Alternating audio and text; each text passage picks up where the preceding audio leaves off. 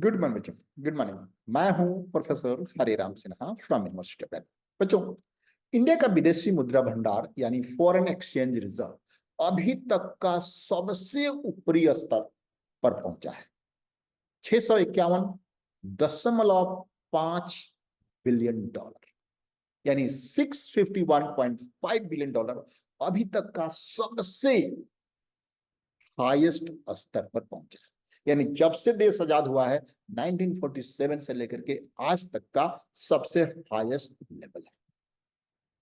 आज के इस क्लास में हम इसी पे डिस्कस करेंगे कि फॉरेन एक्सचेंज रिजर्व क्या है, कोई भी मॉनेटरी अथॉरिटी, सेंट्रल बैंक या इंडिया में आरबीआई क्यों फॉरेन एक्सचेंज रिजर्व रखती है, और यहां पे हम ये भी डिस्कस करेंगे कि कौन कौन से फैक्टर्स हैं जो फॉरेन एक्सचेंज रिजर्व यानी विदेशी मुद्रा भंडार को इस लेवल तक ले जाने में भारतीय या भारत के इकोनॉमी को हेल्प किया है। तो बच्चों, चलते हैं स्क्रीन पे, और सबसे पहले आपके स्क्रीन पे दिख रहा होगा कि फॉरेन एक्सचेंज रिजर्व क्या है। What is foreign exchange? तो फॉरेन एक्सचेंज रिजर्व या फॉरेन एक्सचेंज एक तरह का एसेट्स है जिसको सेंट्रल बैंक या मॉनेटरी अथॉरिटी अपने पास एज ए रिजर्व रखती है, और जनरली ये फॉरेन करेंसी के रूप में होता है जो कि मोस्ट पावरफुल करेंसी होती है। जैसे कि आरबीआई इंडिया में रिजर्व में रखती है dollar, US dollar, yen, Japanese yen, euro, sterling pound etcetera. जो इसको लगता है कि हमारे लिए ये बहुत यूजफुल होगा, US dollar, euro, pound, Japanese yen, वो सबको रिजर्व में रखा जाता है, और जनरली ये पावरफुल करेंसी होती है। यहाँ पे मैंने आप लोगों को लिखा भी है और आप इसको पढ़ भी सकते हैं। ये जो मतलब पीडीएफ है मैं आपको टेलीग्राम पे डाल दूंगा।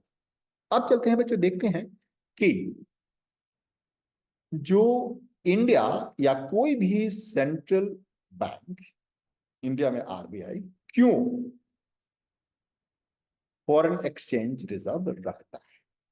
देखो, तो सबसे पहला रीजन है कि आपकी अपनी करेंसी की वैल्यू को फिक्स रखना या एक मैनेजेबल लिमिट में रखना। एक एग्जांपल समझिए, मान लीजिए कि आपको बाहर से कोई चीज इंपोर्ट करना है, और बाहर से यानी अमेरिका से कोई चीज आपको यदि इंपोर्ट करना है तो आपको अमेरिकन डॉलर में पे करना पड़ेगा डेफिनेटली। तो आपको डॉलर कहां से आएंगे, आपको डॉलर कहां से मिलेगा? या तो आरबीआई के पास है तो उससे आप रुपए दे करके डॉलर ले सकते हैं, यानी रुपए के बदले आप डॉलर ले सकते हैं, या फिर ओपन मार्केट से आपको डॉलर रुपए के बदले परचेज करना पड़ेगा। यदि आरबीआई के पास डॉलर रिजर्व में नहीं है जो कि आपको रुपए के बदले दे देगा, उस केस में आप ओपन मार्केट से डॉलर खरीदेंगे, और इसकी वजह से डिमांड फॉर डॉलर बढ़ेगी, डॉलर की वैल्यू बढ़ेगा और रुपए की वैल्यू घटेगी। इसको अवॉइड करने के लिए आरबीआई या कोई भी मॉनेटरी अथॉरिटी, इंडिया में आरबीआई अपने पास रिजर्व रखती है फॉरेन एक्सचेंज का। ठीक है बच्चों, दूसरा रीजन आप यहां पे देख सकते हैं। ये पहला रीजन तो हमने आपको बताया। दूसरा रीजन आप इसे देख सकते हैं, to maintain the liquidity in economic crisis. कई बार होता है कि इकोनॉमी में बहुत तरह की क्राइसिस हो जाती है, जैसे अभी आपने देखा था श्रीलंका में कुछ दिन पहले हुआ था, पाकिस्तान में उसके पहले हुआ था। तो इस तरह की क्राइसिस में लिक्विडिटी को मेंटेन रखने के लिए फॉरेन करेंसी या फॉरेन रिजर्व रखा जाता है। तीसरी बात है बच्चों, फॉरेन मार्केट मतलब मार्केट को स्मूथ ढंग से चलाने के लिए भी फॉरेन एक्सचेंज को जरूरत होती है, फॉरेन एक्सचेंज की जरूरत होती है। यानी इंटरनेशनल मार्केट में हम रुपया नहीं दे सकते, अपार्ट फ्रॉम कुछ कंट्रीज हैं जिसके साथ हम रुपये में ट्रेड करते हैं। कुछ कंट्रीज हैं जो अभी अभी हमारा एग्रीमेंट हुआ जहां पे हम रुपये में ट्रेड करते हैं, उनको छोड़ दिया जाए तो यदि हमें बाहर से इंपोर्ट करना है कोई चीज तो हमें फॉरेन करेंसी ही पे करनी पड़ेगी, डॉलर ही पे करनी पड़ेगी। तो मार्केट को स्मूथ ढंग से चलाने के लिए, लेन देन करने के लिए आरबीआई के पास फॉरेन एक्सचेंज रिजर्व यानी डॉलर, यूरो, पाउंड ये सब होना चाहिए। एंड कई बार क्या होता है बच्चों कि इंडिया में मान लेते हैं या इंडिया इंटरनेशनल ऑर्गेनाइजेशन से डील करता है, जैसे कि आईएमएफ है, वर्ल्ड बैंक है, इनसे हमने कई बार लोन लिया है और इनको लोन रीपेमेंट करने के लिए हमें फॉरेन एक्सचेंज हमारे पास होना चाहिए, फॉरेन करेंसी हमारे पास हो। तो इन सब कारणों से आरबीआई अपने पास फॉरेन एक्सचेंज रिजर्व रखती है। अब देखते हैं बच्चों कि आगे क्या है। देखिए नेक्स्ट पेज पे चलिए और देखिए। अब जो हमने जो हेडिंग्स आज लिया है कि आरबीआई के पास अभी तक का सबसे ज्यादा फॉरेन एक्सचेंज रिजर्व जमा हुआ है, that is 651.5 billion dollar, not million. 31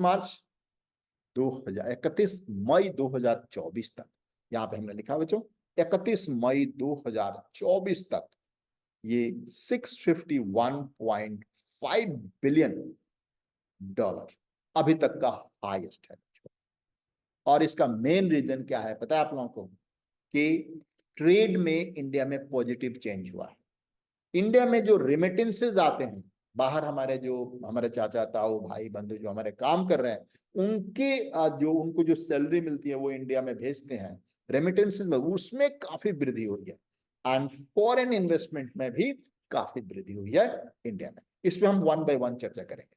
तो पॉजिटिव चेंज इन ट्रेड सबसे पहले हम देख लेते हैं। तो हमने क्या बताया बच्चों, क्या मेन रीजन रहा है इंडिया में फॉरेन एक्सचेंज रिजर्व का बढ़ने का? क्या रीजन रहा है? तीन मेन रीजन। पहला पॉजिटिव चेंज इन ट्रेड, दूसरा रेमिटेंसेस काफी आई है इंडिया में। एक और मैंने वीडियो करा था इस पे कि इंडिया जो है इंडिया रेमिटेंसेस रिसीव करने वाला सबसे बड़ा कंट्री बन गया था। सबसे ज्यादा रेमिटेंसेस इंडिया में आते वर्ल्ड में। और आज उसका दूसरा वीडियो मैं कर रहा हूं कि इसके वजह से, मतलब ये भी एक फैक्टर है जिसके वजह से इंडिया में foreign exchange reserve top level पे पहुंच गए। ठीक है, तो पहला है पॉजिटिव चेंज इन सॉफ्ट, वो आपके पास पॉजिटिव ट्रेड। दूसरा रेमिटेंसेस में काफी वृद्धि हुई है एंड फॉरेन इन्वेस्टमेंट में भी काफी वृद्धि। तो सबसे पहले देखिए हमारा पॉजिटिव चेंज इन ट्रेड देख सकते हैं बच्चों, export of software and other services. Bharat जो है सॉफ्टवेयर काफी ज्यादा मात्रा में एक्सपोर्ट करता है, उसके वजह से जो हमारे पास पैसे आते हैं डॉलर के टर्म्स में या फॉरेन एक्सचेंज के टर्म्स में, वो रिजर्व को बढ़ाने में हमारी काफी मदद करता है। ठीक है, इसके बाद आप देख सकते हैं यहाँ पे कि सॉफ्टवेयर सर्विसेज में RBI says that services export, especially software, business services and travel have grown a lot, काफी तेजी से बढ़ा है। और इसके वजह से आप देख सकते हैं सर्विस एक्सपोर्ट वेन बाय 9.3%, 9.3% के रेट से सर्विस एक्सपोर्ट इंडिया का बढ़ा है, जिसके वजह से फॉरेन एक्सचेंज रिजर्व इंडिया में आया है और इस लेवल पर। आगे देखते हैं और क्या है। नेक्स्ट देखिए प्लीज, क्या है देखिए। अब है रेमिटेंसेस। हमने ये बात एक बार और एक वीडियो में आप लोगों के साथ कही कि इंडिया बना विदेशों से सबसे ज्यादा फैक्टर इनकम रिसीव करने वाला कंट्री। याद है आप लोगों को? तो देख सकते हैं आप लोग यहाँ पे इंडिया विल रिसीव 15.2%,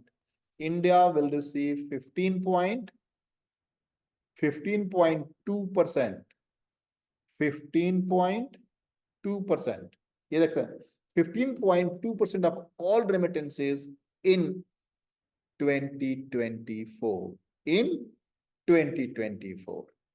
अब आप देख सकते हैं यहां पे कि ये 100 बिलियन इन फर्स्ट 9 मंथ, यानी पहले 9 मंथ में 100 बिलियन क्रॉस कर चुका है रेमिटेंसेस। रेमिटेंसेस मतलब जो हमारे देश के जो लोग हैं, हमारे चाचा ताऊ भाई बंधु मामा का चाचा का लड़का है, जो बाहर के कंट्री में काम करते हैं और उनको जो पैसे मिलते हैं डॉलर या किसी भी फॉरेन करेंसी के टर्म्स में जो पैसा मिलता है वो इंडिया में भेजते हैं, और इसकी वजह से इंडिया का फॉरेन एक्सचेंज रिजर्व काफी बढ़ा। ट्रेड एंड करंट अकाउंट आप देख सकते हैं, trade and current account deficit is lower हुआ है। ये मैंने कल परसों एक वीडियो करा था कि ट्रेड डेफिसिट हमारा काफी कम हुआ है। तो देखिए बच्चों, trade deficit is lower because of a strong growth in service sector and other sectors. Trade deficit हमारा बहुत कम हुआ है और इसके वजह से हमारा डेफिसिट कम होगा, यानी व्यापार घाटा कम होगा, तो हमें अपने फॉरेन एक्सचेंज बाहर कम देने पड़े, उसके वजह से हमारा रिजर्व बढ़ेगा। अब आगे देखिए प्लीज।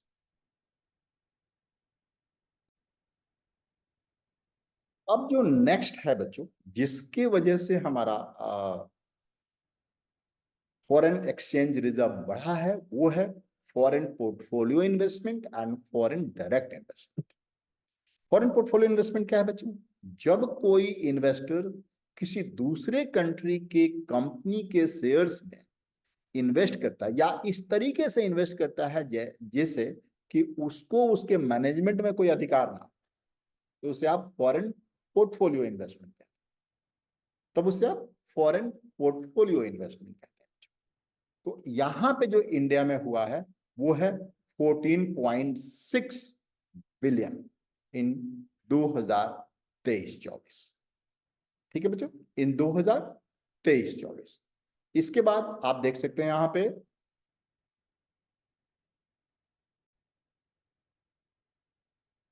अब है foreign direct investment. Foreign direct investment क्या होता है बच्चों, पता है आप लोगों को? फॉरेन डायरेक्ट इन्वेस्टमेंट होता है कि यदि कोई इन्वेस्टर किसी दूसरी कंट्री में इस तरीके से इन्वेस्ट करता है कि वहां के उसके मैनेजमेंट पे, जहां भी वो इन्वेस्ट कर रहा है उसके मैनेजमेंट पे उसका पूरा का पूरा अधिकार, उसे आप फॉरेन डायरेक्ट इन्वेस्टमेंट कहते हैं। और ये भी इंडिया में काफी आया है, क्योंकि बाहर के लोग जब इंडिया में आएंगे इन्वेस्ट करने के लिए तो वो तो डॉलर ही लेकर के आएंगे और यहां आकर के वो रुपये में एक्सचेंज करेंगे, क्योंकि उनको बिजनेस तो यहां का। तो इसमें भी काफी वृद्धि हुई है, आप यहां पे देख सकते हैं। Foreign direct investment stay strong into 23-24 में, 2023-24 में ये काफी स्ट्रॉन्ग रहा। इसके वजह से भी इंडिया का फॉरेन एक्सचेंज रिजर्व काफी बढ़ा है। एंड एक्सटर्नल कमर्शियल बोरोइंग यहां पे देख सकते हैं बच्चों कि non-residents saving, both ECB and non-residents saving came in more than did in the last year।